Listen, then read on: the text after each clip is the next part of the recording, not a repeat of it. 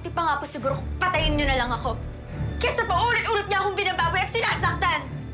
Sige! Ano nang hinihintay niya? Patayin niyo na ako!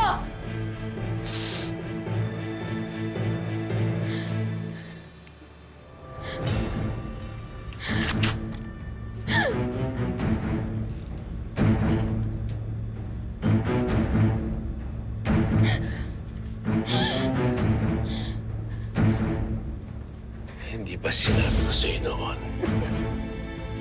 Ibibigay ko lahat ng gusto mo. Yan ang gusto mo. Ibibigay ko sa'yo. Madali akong kausap.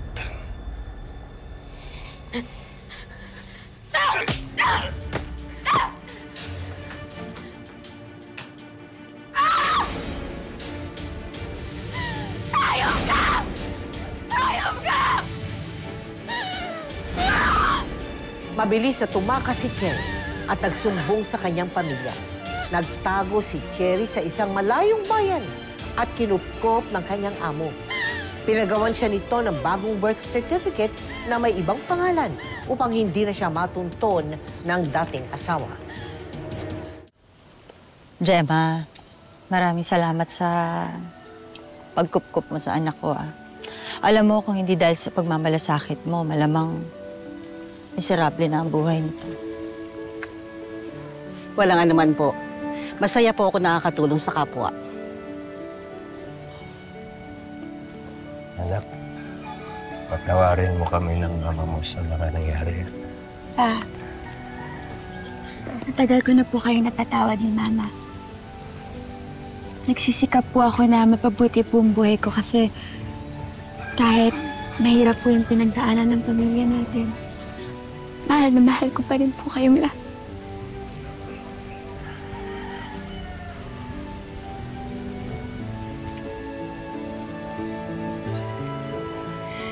Napakabait mo, bata. Napakabait po, anak. Napakabait. Pinagmamalaki ka namin. O basta, ituloy-tuloy mo lang pag-abot mo ng mga pangarap mo, ha? Nandito lang kami.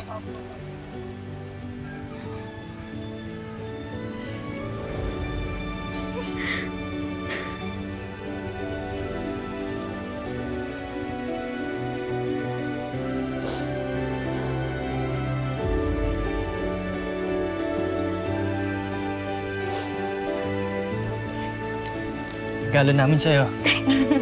Thank you. Nakita ko na kanina pa.